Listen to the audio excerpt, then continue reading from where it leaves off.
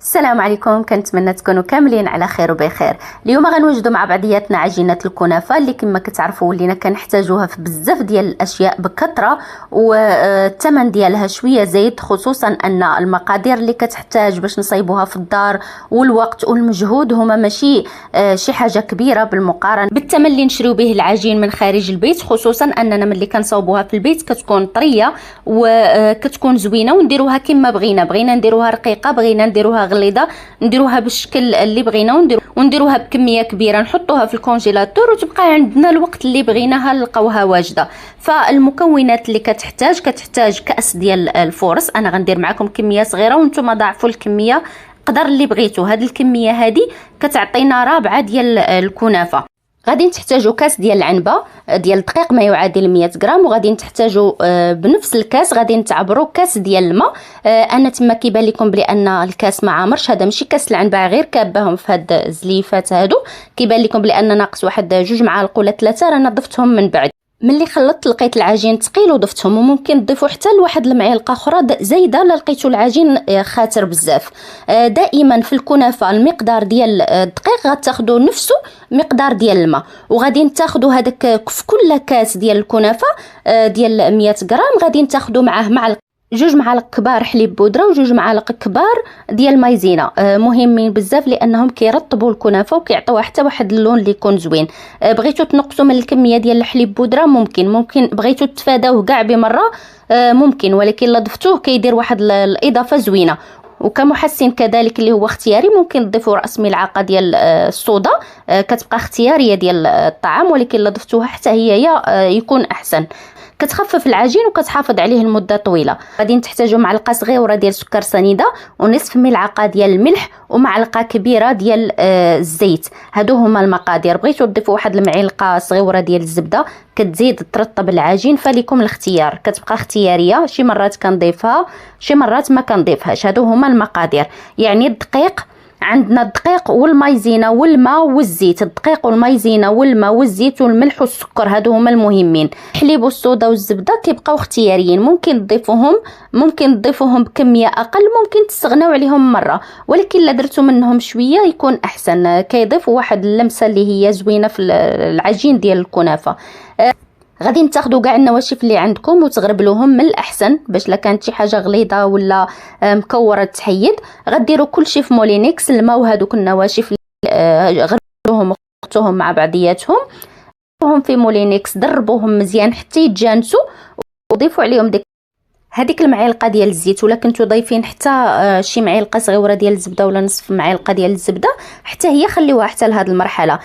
طحنوا النواشف وطحنوا الماء مع بعضياتهم، خلطوهم، وعاد ضيفوا هذاك الشيء اللي ملين، رجعوا طحنوه مع الخليط، وعاد صفيوه تاني مزيان، غير باش تاكدوا بلي ان ما بقات عندكم لا كويرات لا حتى شي حاجه. انا كما كتشوفوا هنا ما لقيت لا كويرات لا والو، ولكن من الاحسن تاكدوا باش تعرفوا بلي ان الخليط ديالكم ناجح. كتشوفوا بلي انه نازل خيط واحد ما حابش، متماسك، خيوط متماسكه مع بعضياتها. ملي تصفيوه غديروه في واحد القنينه، من الاحسن احسن من البوش في الغالب كيخرج لكم غليظ.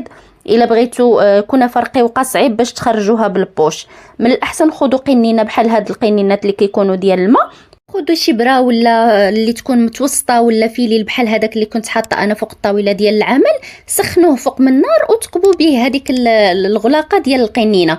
بغيتوا الكنافه ديالكم هذا في حاله لا بغيتوا الكنافه رقيقه، بغيتوها غليظه، راكم غتاخذوا شي حاجه اللي تقبوا بها تكون غليظه. نتوما كتحكموا في السمك ديال العجين ديال الكنافه ديالكم. في هذيك الاثناء كتكونوا حطيتوا المقلاة ديالكم تسخن. ضروري في الاول المقلاة تكون ساخنه، وعاد رخفوا النار وخليوا العجين ديالكم يطيب على خاطره. كتسمعوا بلي انها كدير الصوت ملي كتقيسوا ليها الزيت ولا كتديروا العجين. انا بالنسبه للطياب درت هاد المقلاة الكبيره ديال المسمن. نتوما ممكن ديروا اي مقلاة، الا كانت عندكم المقلاة اللي كتكون غير لاصقه ممكن ديروها، ممكن ديروا طفل، ممكن ديروا اي مقلاة عندكم. غير لا كانت المقلاة كتلصق بحال هذه، دهنوها في الاول بشويه الزيت صافي، ما غتبقاوش تحتاجوا دهنوها بالزيت، بالاخص الا كنتو دايرين فيها الزبده وفيها الحليب، ما غاديش تبقاو يعني العجين كيكون لين، ما كتبقاوش تحتاجوا كاع الزيت. بان لكم بلي ان المقلاة ديالكم بدات كتنشف وبدات كتحتاج زيد دهنوا واحد شويه، يعني هذا يعني عادي ماشي شي حاجه. ملي تبداو طيبوا كما كتلاحظوا ضروري انكم تخفوا يدكم، قد ما تقلتوا يدكم كدير لكم الخيوط غليظه، وقد ما تقلتوا يدكم كطيب لكم الكنافه وكتنشف. من الاحسن تخفوا يدكم وكتبداو الدوره من برا للداخل.